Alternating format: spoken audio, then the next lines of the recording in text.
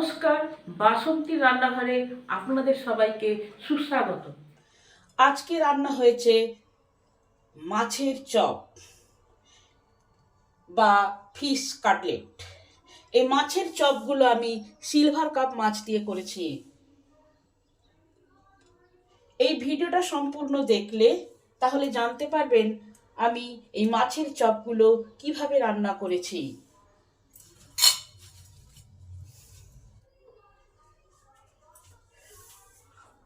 আজকের রেসিপি মাছের চপ বা ফিশ কাটলেট। মাছের চপ বানানোর জন্য আমি 1 কেজি পরিমাণ সিলভার কাপ মাছ নিয়েছি। এই মাছগুলো ভালো করে পরিষ্কার করে ধুয়ে নুন হলুদ মাখানো আছে। মাছের চপ বানানোর জন্য যে মশলাগুলো লাগবে সেগুলো হলো 2 চামচ জিরে গুঁড়ো, 1 চামচ ধনে গুঁড়ো, 1 চামচ হলুদ গুঁড়ো, 1 চামচ লঙ্কা গুঁড়ো, কিছুটা গরম মশলা আর কিছুটা আমাদা। এই আমাদা চপে দিলে চপের টেস্টকে আরও বৃদ্ধি করে। যদি হাতের সামনে থাকে তাহলে দেবেন, আর যদি না থাকে তাহলে আমাদা নাও দিতে পারেন। 50 গ্রামের মতন আদা নিয়েছি, 3টে রসুন নিয়েছি, 5টা পেঁয়াজ নিয়েছি, 2টো আলু সিদ্ধ নিয়েছি,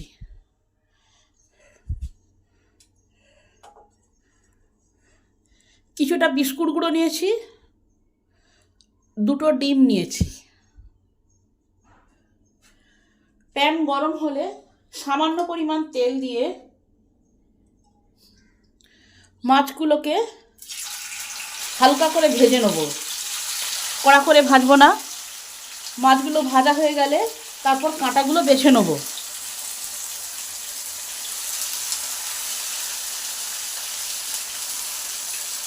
আমি সিলভার কাপ মাছ দিয়ে করছি, আপনারা রুই, কাতলা, ভেটকি, মৃগেল, হাতের কাছে যে মাছ থাকবে সেই মাছ দিয়ে এই মাছের চপ বা ফিশ কাটলেট করতে পারবেন। মাছগুলো আমার ভাজা হয়ে গেছে, এবার নামিয়ে নেব। এবার ঠান্ডা হলে আস্তে আস্তে কাঁটাগুলো বেছে নেব। মাছে যেন একটাও কাঁটা না থাকে। কাঁটা যদি থাকে তাহলে খেতে অসুবিধা হবে, কারো গলায় হয়তো কাঁটা ফুটে যেতে পারে। আমার ভাজা হয়ে গেছে, এবার মাছগুলো ঠান্ডা হোক।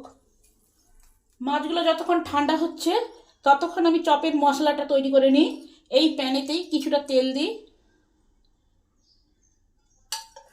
রসুনগুলো থেঁতো হয়ে করে নিয়েছি, আপনারা চাইলে বেটে নিতেও পারেন। আমি তাড়াতাড়ি করার জন্য থেঁতো করে নিয়েছি। এই রসুনটা দিয়ে দিই, এটা ভাজা হোক।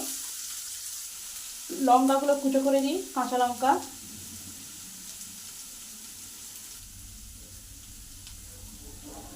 রসুনটা ভাজা ভাজা হয়ে এসেছে। এবারে পেঁয়াজটা দিয়ে দিই, পেঁয়াজগুলো কুচো করে নিয়েছি। স্বাদ অনুযায়ী নুনটা দিয়ে দিই, তাহলে পেঁয়াজটা তাড়াতাড়ি নরম হবে, তাড়াতাড়ি ভাজা হয়ে যাবে।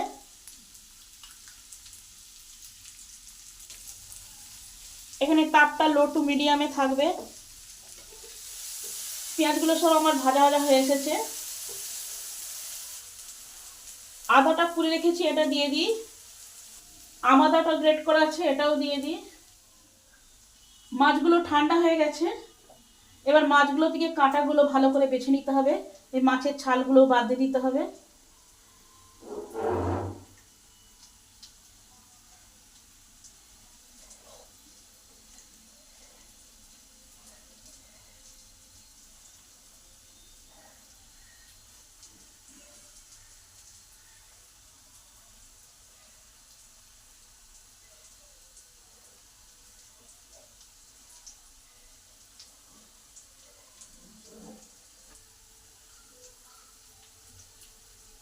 যতটা মাছ বেরাবে ঠিক ততটাই আলু সেদ্ধ দেব, তার থেকে বেশি নয় কম নয়। মাছের চপে আলু সেদ্ধ পরিমাণটা মেপে দিতে হবে। এইভাবে সব মাছের কাঁটা বেছে আসছি। মাছগুলো আমার সব কাঁটা বাছা হয়ে গেছে, এতটা মাছ হয়েছে। আর দুটো আলুও মাখিয়ে রেখেছি। এতটা পেঁয়াজ, আদা, আমাদা, রসুন সব ভাজা ভাজা হয়ে গেছে। এবার মশলাগুলো দিয়ে দেবো। হলুদ গুঁড়ো, জিরে গুঁড়ো, লঙ্কা গুঁড়ো, ধনে গুঁড়ো আর গরম মশলা সব একসঙ্গে দিয়ে দিই। মশলাগুলো ভালো করে ভেজে নিতে হবে। ঝালটা আপনারা দেখে শুনে দেবেন, যেরকম ঝাল খাবেন সেরকম লঙ্কা দেবেন। মশলাগুলো সব ভাজা হয়ে গেছে, এবারে মাছটা দিয়ে দিই।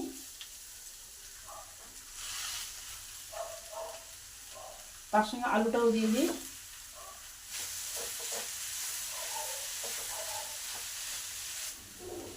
টেস্টের ব্যালেন্স আনার জন্য একটু চিনি দিই, অল্প পরিমাণ দেবো। চপটা একটু মুখরোচক করার জন্য একটা লেবুকে রস করে নিয়েছি, সেই রসটা দিয়ে দিই। আপনারা লেবুর বদলে ভিনিগারও দিতে পারেন, হাতের কাছে যেটা থাকবে সেটাই দেবেন। আর যদি চাট মশলা থাকে তাহলে সেটাও দেবেন।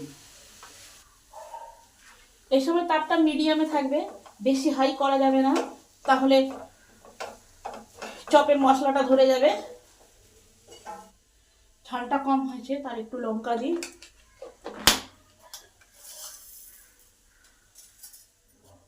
চপের মশলাটাকে একবারে শক্ত শক্ত করে নিতে হবে। চপের পুরটা আমার হয়ে গেছে, পুরো প্যান থেকে ছেড়ে যাচ্ছে, শুকনো শুকনো হয়ে গেছে। এবার নামিয়ে নেব। এবার নামিয়ে নিই, এবার ঠান্ডা করে নিতে হবে, তারপর চপের আকার দিতে হবে। ঠান্ডা হয়ে গেছে, এবার খানিকটা করে নিয়ে চপগুলোকে আকার দিয়ে দেবো। আমি লম্বা লম্বা আকার দেবো, আপনারা যেমন খুশি সেরকম আকার দিতে পারেন। এইভাবে চপগুলোকে আস্তে আস্তে গড়ে নেব।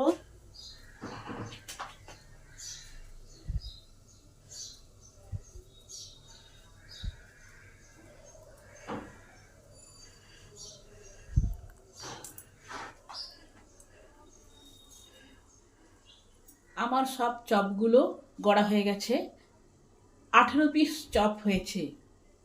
চপগুলোকে একটা একটা করে নিয়ে ময়দায় কোট করে নেব।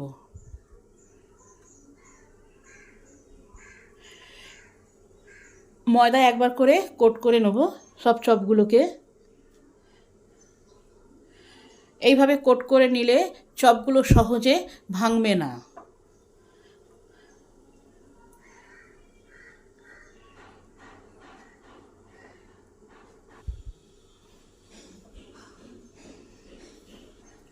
চপগুলো আমার সব ময়দায় কোট করা হয়ে গেছে। দুটোকে এই বাটিটায় ভেঙে নেব।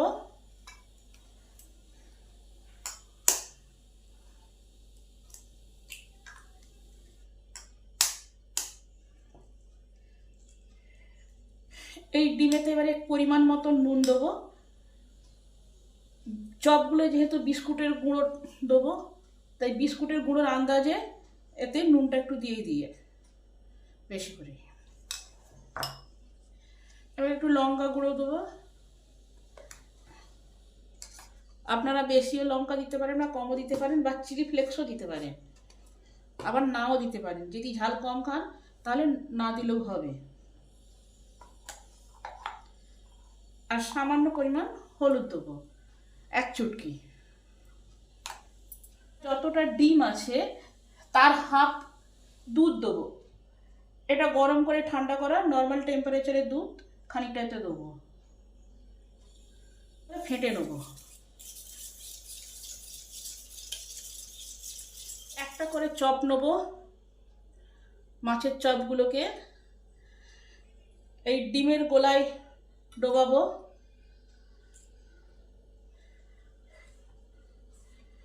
হাতটা চেষ্টা করবেন যাতে না ভেজে, তাহলে বিস্কুটের গুঁড়োটা জল জল হয়ে যাবে। এইভাবে চেপে চেপে 4 সাইডে কোট করে দিতে হবে। আবার একবার করে এই ডিমের গোলায় ডুবাতে হবে। এভাবে কাঁটা চামচ দিয়ে করবেন, তাহলে আর হাত লাগাতে হবে না।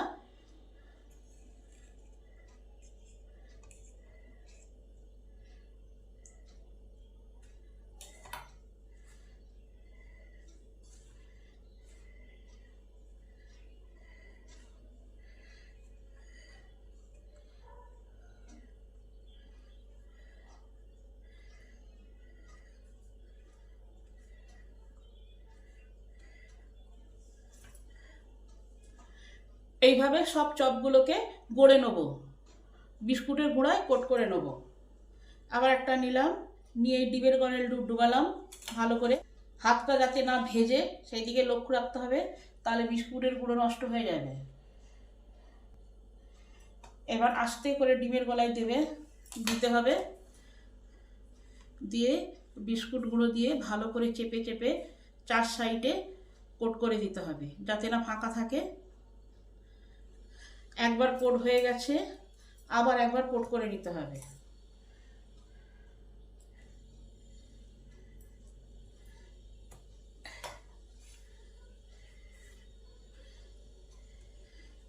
এইভাবে সাবধানে সব চপগুলোকে এক এক করে কোট করে নেব।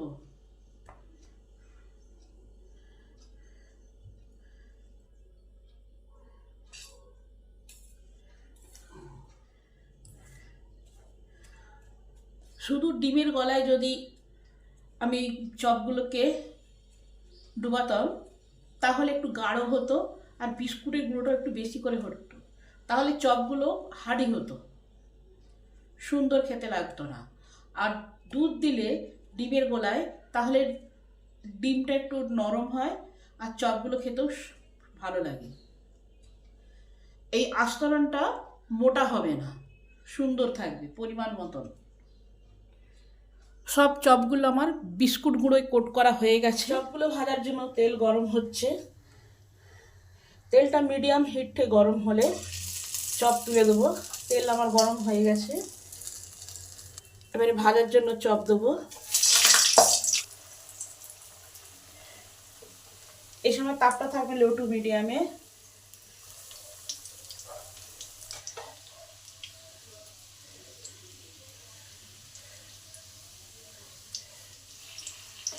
আশি ভাগ ভাজা হয়ে গেলে তুলে নেব। খাওয়ার সময় আবার 20 ভাগ, আবার 20 ভাগ ভেজে নেব। এইভাবেই দোকানে চপগুলো ভাজা হয়, একবারে 100 ভাগ চপ ভাজা হয় না। এবার চপটা তুলে নেব।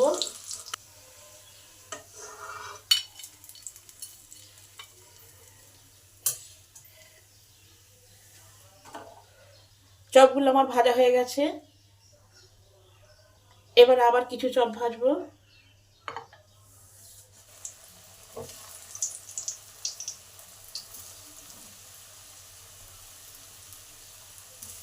চপগুলো ভাজার সময় তাপমাত্রা থাকবে মিডিয়াম হিটে, লো রাখা যাবে না, তাহলে বেশি যদি লো রাখা হয় তাহলে চপগুলো বেশি তেল টেনে নেবে।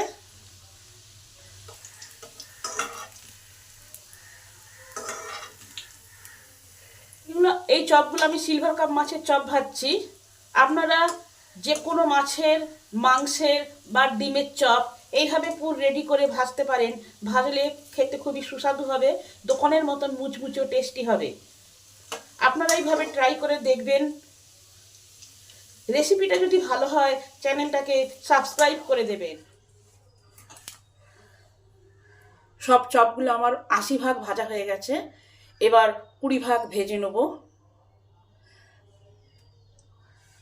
এইভাবে চপটা ভাজলে চপগুলো মুচমুচে হয়। এই সময় তাপটা থাকবে হাই হিটে, যাতে চপগুলো তেল না টেনে নেয়।